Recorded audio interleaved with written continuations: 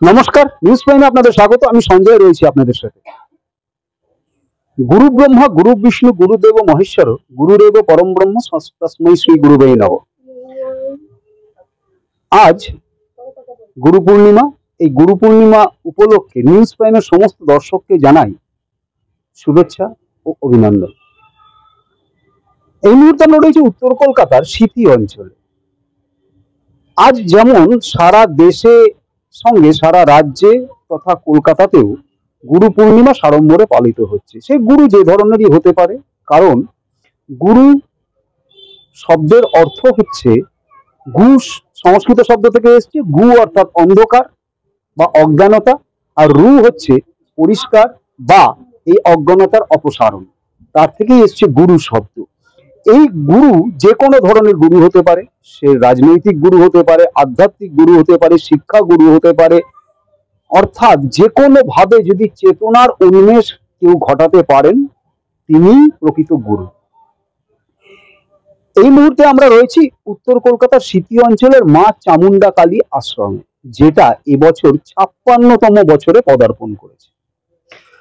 এই মা চামুন্ডা কালী আশ্রম যিনি প্রতিষ্ঠা করেছিলেন তিনিও একজন গুরু, তিনি শিশির শাস্ত্রী। তার বিশেষত্ব হচ্ছে তিনি যেমন তার শিষ্যদের আধ্যাত্মিক ভাবে গুরুমন্ত্র দেন, বিশেষত্ব এইখানে যে ঈশ্বরচন্দ্র বিদ্যাসাগরের পদাঙ্ক বা অনুপ্রেরণা বা তার আদর্শ অনুসরণ করে তিনি কুসংস্কার দূরীকরণে ব্রতী হয়েছেন। অর্থাৎ আধ্যাত্মিক যে জ্ঞান, সেই জ্ঞান তো তিনি দেনই, সেই সঙ্গে মানুষের মধ্যে যে কুসংস্কার, সেই কুসংস্কার দূরীকরণে তিনি একান্তভাবে ব্রতী। এই মুহূর্তে আমার সঙ্গে রয়েছেন সস্ত্রীক অর্থাৎ গুরুদেব শ্রী শিশির শাস্ত্রী, এবং আমার বাঁদিকে রয়েছেন গুরুমা জ্যোৎস্না চৌধুরী। কথা বলে নেবো তাদের সাথে। শিশিরবাবু, প্রথমে তো নিউজ প্রাইমে আপনাকে স্বাগত, আর নিউজ প্রাইমের তরফ থেকে গুরু পূর্ণিমার আন্তরিক প্রীতি শুভেচ্ছা ও অভিনন্দন। মা চামুন্ডার আশীর্বাদ সারা জীবন আপনাদের মাথায় থাকুক। মা এমন একটি জিনিস, সেখানে গরিব বড় লোক নেই, ছোট লোক বড় লোক নেই, শিশুর মতন যদি তাকে ডাকতে পারা যায় তিনিও সারা দেন। এই সারাটি নিতে গেলে কিন্তু প্রথম সিঁড়িটি তিনি হচ্ছেন গর্ভধারিণী মা, যার দ্বারা আমরা এই পৃথিবী থেকে দর্শন করতে পারছি। গর্ভধারিণী মার প্রতি যার শুদ্ধ ভক্তি বিশ্বাস আছে, যে তার লক্ষ্যে পৌঁছবে পৌঁছবে পৌঁছবেই পৌঁছবে। তাই শুদ্ধ ভক্তি ও বিশ্বাস সর্বার্থ প্রয়োজন এই পূজা করতে গেলে।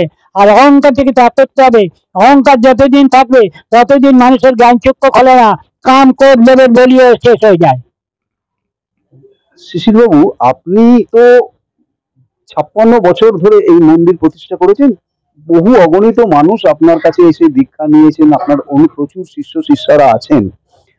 আপনি যে মূলত কাজটা করেন সেটা হচ্ছে কুসংস্কার দূরীকরণ। এই এই ভাবনাটা কিভাবে এলো? আমি ছোট বয়সে অনেক কাদা ধুলো বালি মেখে মার কাছে যখন আসতাম, তখন মা একটু সামান্য বকলেও কিন্তু বুঝতো, সে নিয়ে নিয়ে এসে বলতো যে মাই আসল, মা তোর মাথায় হাত দিয়ে দিয়েছে, তুই সদা সর্বদা শুদ্ধি। তাই আমার বক্তব্য, এই যিনি সৃষ্টি করেছেন তিনি যদি সর্বান্তঃকরণে তার মাথায় হাত দিয়ে আশীর্বাদ করে এবং সেটি ফলপ্রসূ হয়। কুসংস্কারের করলে কিছু হবে না। তিনি রাজেশ্বরী, তিনি বিশ্ব ব্রহ্মাণ্ডের অধিকারী, তাকে কোনো দিয়েই সন্তুষ্ট করা যায় না, একমাত্র সন্তুষ্ট করা যায় ভক্তি ভরসা ও বিশ্বাসের দ্বারা। শিশিরবাবু, আপনি ঠিক যেভাবে কুসংস্কার দূরীকরণে ব্রতী হয়েছেন, একজন যুগাবতার আমাদের দেশে, বিশেষ করে আমাদের বাঙালি, তিনিও এই কুসংস্কার দূরীকরণে ব্রতী হয়েছিলেন। শুধু তাই নয়, তিনি চিকাগো শহরে গিয়ে ধর্ম মহাসম্মেলনে বক্তৃতা দিয়ে ভারতবর্ষের নাম আন্তর্জাতিক ক্ষেত্রে উজ্জ্বলভাবে রেখেছিলেন। আপনার কি মনে হয় আজকের দিনে তার সেই আদর্শ অত্যন্ত ভাবে উপযোগী? অত্যন্ত ভাবে উপযোগী। শ্রী রামকৃষ্ণদেবের পথ ও মত হচ্ছে আসল পথ। যে পথে নেই অহংকার, যে পথে নেই চাওয়া পাওয়া, যে পথে নেই উচ্চে নেই বোধাম, এসব কিছু বিস্তার করে যায়নি। তিনি বলেছেন ভক্তি ভরসা ও বিশ্বাস। সেই বিশ্বাসের জন্য, শুদ্ধ ভক্তি বিশ্বাসের জন্য আমি উপস্থিত সবার কাছে জানাতে চাই যে ভগবানের প্রতি বিশ্বাস আনতে গেলে আগে নিজের গর্ভধারিণী মার প্রতি বিশ্বাস, শুদ্ধ ভক্তি আনতে হবে। তিনি আশীর্বাদ করলে তবেই জ্ঞান চক্ষু খোলা যায়। মানুষের দুটি চোখ আছে, সাধারণভাবে এই দু চোখ থেকে তোমার জ্ঞান এই কাম কোড ধরে ব্যবহার করা হয়। আর একটু মায়ের আশীর্বাদ পেয়ে গেলে এই কপাল থেকে আরেকটি চোখ বার হয়, এই চোখটি হচ্ছে জ্ঞান চক্ষু। এই চক্ষুর দ্বারা সে বুঝতে পারে তো কোনটা ভালো কোনটা খারাপ এবং কোনটা কি করব। গুরুদেব, আপনি যেমনটা বললেন সেটা তো একটা দিক, কিন্তু যদি আমরা একটু দেখি খোলা চোখে, তাহলে প্রত্যেকটা অঞ্চলে একাধিক বৃদ্ধাশ্রম গজিয়ে উঠছে। তাহলে কি বলতে হবে যে আমরা যতই শিক্ষিত হই বা আমরা যতই ধার্মিক হই বা আমরা যতই আধ্যাত্মিক চেতনা সম্পন্ন হই, কিন্তু আমরা আদতে কুসংস্কারাচ্ছন্ন এবং আমরা আদতে আমাদের ওই পঞ্চেন্দ্রিয় ঘেরাটোপে বন্দি, তবেই তো বৃদ্ধাশ্রমগুলো তৈরি হচ্ছে।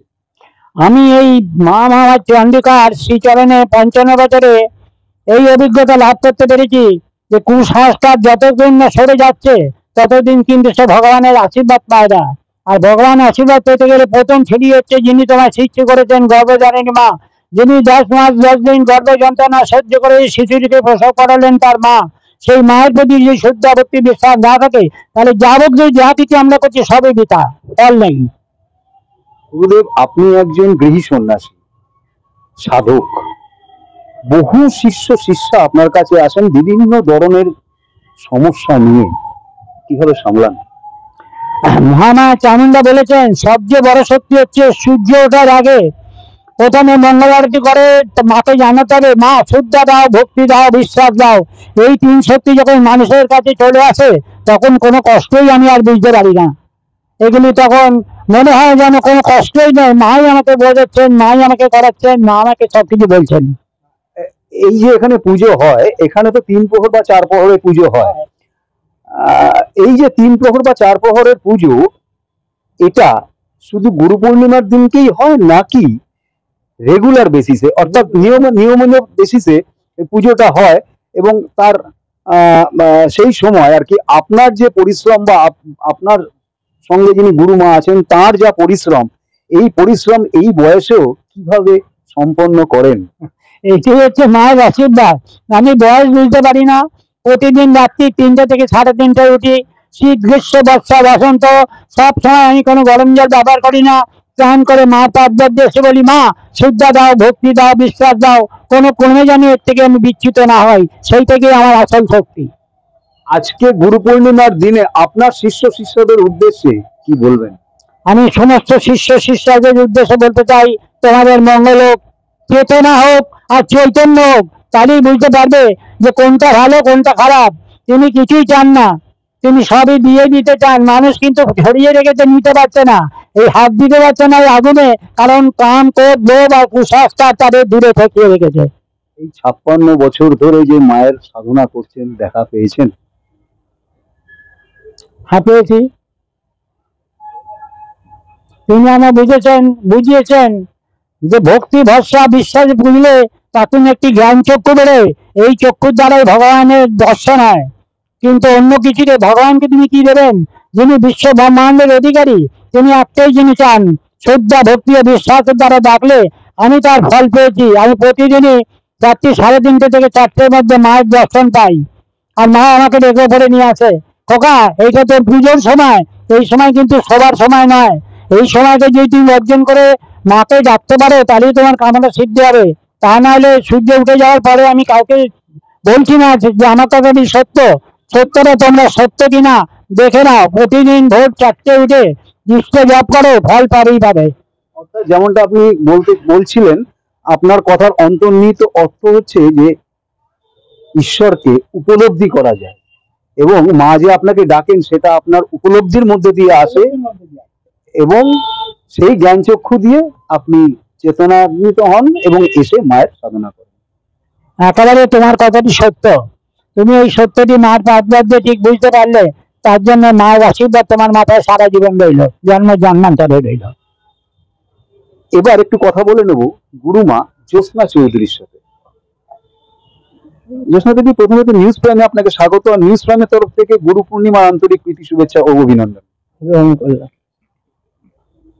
আজকে তো গুরু পূর্ণিমা, বহু শিষ্য শিষ্যারা এখানে উপস্থিত হন এবং তারা তাদের মতো করে ইয়ে করেন, মায়ের কাছে আসেন, আপনাদের পদপদ্মে তাদের শ্রদ্ধার্ঘ্য দেন, কেমন লাগছে আজকে? আমাদের শিষ্য শিষ্যদের এই যে নিয়ে, ধরুন আমার ছেলে মেয়ে এরা সবাই আমার সমান, এরা প্রত্যেকে প্রত্যেকে ভালো, সব সময় গুরু মা অন্তঃপ্রাণ। আমি এদের খুব শ্রদ্ধা ভক্তি বিশ্বাস দিয়ে এদের সামনে করে রাখি। আপনার নিরন্তর সঙ্গ, এই মানুষটি, পাশের মানুষটি আপনার সহচর্যে মায়ের সাধনা করে চলেছেন, এবং আপনার যদি সহযোগিতা না থাকতো তাহলে হয়তো এত দূর আসা সম্ভব হয়তো হতো না। সেই পরিপ্রেক্ষিতে দাঁড়িয়ে আজকের এই ভক্ত সমাগম এবং শিরুদ্দিন দুটোকে কিভাবে দেখছেন? আমি এই মানে আমার যতদিন বিয়ে হয়ে এসেছি ওনার সঙ্গে আমার একসঙ্গেই মানে সবকিছু করেছি। ধরুন এই তারাপীঠ, এই হরিদ্বার, মানে যেখানে যাবার সেখানে গিয়ে হোম যজ্ঞ সঙ্গে সাহায্য, বা এইখানে এখন এখন আপাতত আমার শরীর একদম ভালো না, যার জন্য ওর জন্য আমি কিচ্ছু করতে পারি না। এই হলো আমার বক্তব্য। আজকে গুরু পূর্ণিমার দিন শিষ্য শিষ্যদের উদ্দেশ্যে কি বার্তা দিতে চান? আমি বললাম না, শিষ্য শিষ্যদের উপরে আমার খুব ভক্তি বিশ্বাস, ওরাও আমাদের খুব ভালোবাসে, গুরু মহান্ত প্রাণ ওরা, যার জন্য আমরা আমরা এই শিষ্য শিষ্যদের আন্তরিক ভালোবাসা দিয়ে সামনে করে রেখেছি। অর্থাৎ এটা বলা যেতেই পারে যে এই মা চামুন্ডা কালী আশ্রমের যারা শিষ্য শিষ্যরা আছেন তারা একটা পরিবার হয়ে গেছে। 100 বার 100 বার এরা সব আমাদের পরিবারই। এই প্রত্যেক অমাবস্যায় এই যে এরা আসে, আমাদের ভোগ রাগ সব হয়, সব একসঙ্গে কাটা বাটা রান্না করা, এইসব সব শিষ্য শিষ্যরা নিজেরাই সব কিছু করে খাওয়া দাওয়া হয়। আজকে তো এখানে 4 প্রহরের পুজো। হ্যাঁ, 4 প্রহরের পুজো, ভোরবেলা মঙ্গল আরতি হয়ে গেছে, এখন নারায়ণ হয়ে গেছে, আবার দুপুরবেলা রাত্রিরে মায়ের সঙ্গে পূজা। তাহলে সারাদিন খুব দখল আছে। হ্যাঁ, সারাদিন আছে, কিন্তু আমার স্বামী সবকিছু শিষ্য শিক্ষা দেখছেন, ওরাই করে, আমি এই সামনে এরকম বসেই থাকি। উনি তো কুসংস্কার দূরীকরণে ব্রতী হয়েছেন, মানে যেমন আধ্যাত্মিক চেতনার উন্মেষ ঘটাবার চেষ্টা করছেন তাদের শিষ্য শিষ্যদের মধ্যে, তেমনি কুসংস্কার দূরীকরণ ওনার একটা ফার্স্ট পয়েন্ট প্রোগ্রাম। এটাকে কিভাবে দেখেন? এটাকে আমি বলি ওকে যে হ্যাঁ, কুসংস্কার সত্যি কিছু না, কুসংস্কার সবাই, সবার মন কি সব সমান, আর তোমার গুরুদের কাছে তুমি একরকম, বাইরে আবার একরকম, এই হলো কথা। অর্থাৎ যেমনটা জ্যোৎস্না দেবীও জানাচ্ছেন যে পতির পুণ্যই সতীর পুণ্য, এটা যেমন একদিক, তেমনি আরেকটা হচ্ছে এই যে মা চামুন্ডা কালী আশ্রমে এত অগণিত শিষ্য শিষ্যা ভক্ত তারা আসেন, তারা একটা পরিবার হয়ে গেছেন। হয়তো একদিন এনারা দুজনে মিলে শুরু করেছিলেন, কিন্তু আজ এনারা শুধু তদারকি করেন, কাজটা শিষ্য শিষ্যরাই করেন, তাঁরাই সমস্ত কিছু আয়োজন করেন। তো সেই পরিবার বা শিষ্য শিষ্যদের উদ্দেশ্যে যদি গুরু পূর্ণিমার দিন গুরুর মুখ থেকে যুগাবতার স্বামী বিবেকানন্দের কিছু কথা শোনা যায়, সেটা হয়তো একটা বাড়তি পাওনা শিষ্য শিষ্যদের সঙ্গে সঙ্গে নিউজ প্রাইমের জন্য। গুরুদেব যদি দুটো বার্তা, দুটো কথা যুগাবতার স্বামী বিবেকানন্দের আপনি শিষ্য শিষ্যদের উদ্দেশ্যে আজকে গুরু পূর্ণিমার দিনকে বলেন। আচ্ছা, সমস্ত শিষ্য শিষ্যা ভক্তবৃন্দের উদ্দেশ্যে আমি স্বামী বিবেকানন্দের কয়েকটি ব্যাখ্যা পাঠ করছি। তিনি বলেছেন, গুরু পূজা সাধনা প্রাথমিক কর্তব্য বলিয়া বেদে উক্ত আছে, অধিকন্তু শুধু মানুষের মধ্যে দিয়েই ভগবানকে জানা সম্ভব।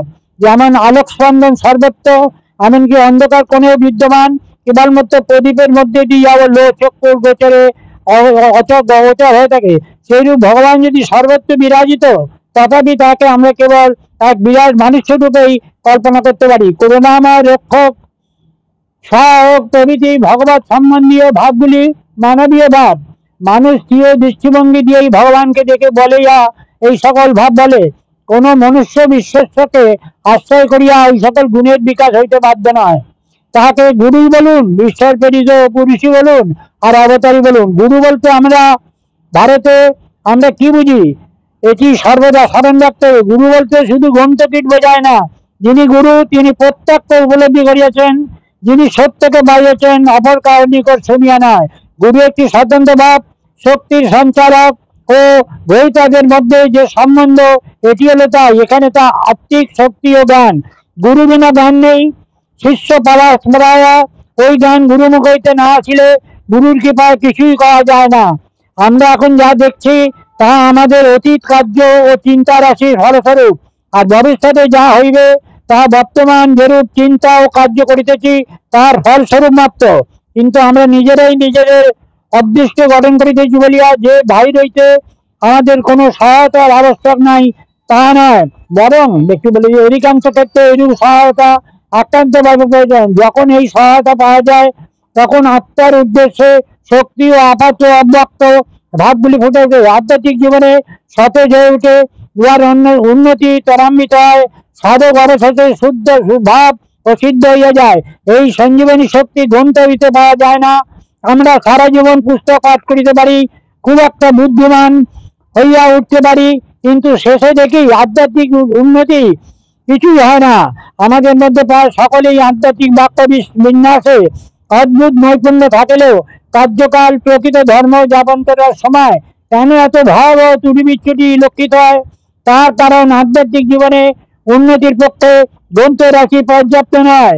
জীবাত্মার শক্তি জাগ্রত করতে গেলে অপর এক আত্মার শক্তি সঞ্চারিত হইয়া থাকে, তিনি হচ্ছেন গুরু। গুরুই হচ্ছে আমাদের পথ প্রদর্শক। এই আশা করি তোমরা আমার এই ক্ষুদ্র বাক্যগুলি ভজন করে স্মরণ করে মেনে নিয়ে গুরুর উদ্দেশ্যে যে বাক্যগুলি তোমাদের দিকে নিবেদন করে দিলাম সেই পথে চলবে। বিশ্বাস, বিশ্বাস আর বিশ্বাস। বিশ্বাসের প্রথম ধাপই হচ্ছে তার বাবা মা।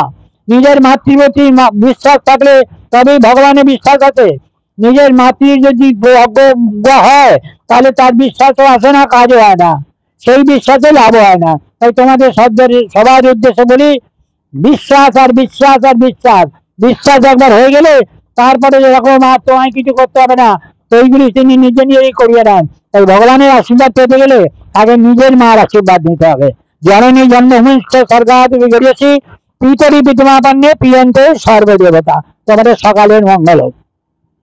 এটা একটা বাড়তি পাওনা, এবং যেটা মূল বক্তব্য সেটা হচ্ছে আধ্যাত্মিক জ্ঞানের বা আধ্যাত্মিক চেতনার উন্মেষের সঙ্গে সঙ্গে এখানে যেটা হচ্ছে সেটা হচ্ছে কুসংস্কার দূরীকরণ, যেটা ফার্স্ট পয়েন্ট প্রোগ্রাম, এবং আজকের সমাজে যেটা চূড়ান্ত ভাবে দরকার। যদি সেটা হয় তাহলে হয়তো এত বৃদ্ধাশ্রমের প্রয়োজন পড়বে না, যদি এই কথাটা আমরা মনে রাখি যে চ্যারিটি বিগিনস অ্যাট হোম। হ্যাঁ, ভিডিও জার্নালিস্ট রিয়ার সাথে নিউজ প্রাইমের জন্য সঞ্জয় সাহা, কলকাতা, মা চামুন্ডা কালী আশ্রম, সাউথ সিটি।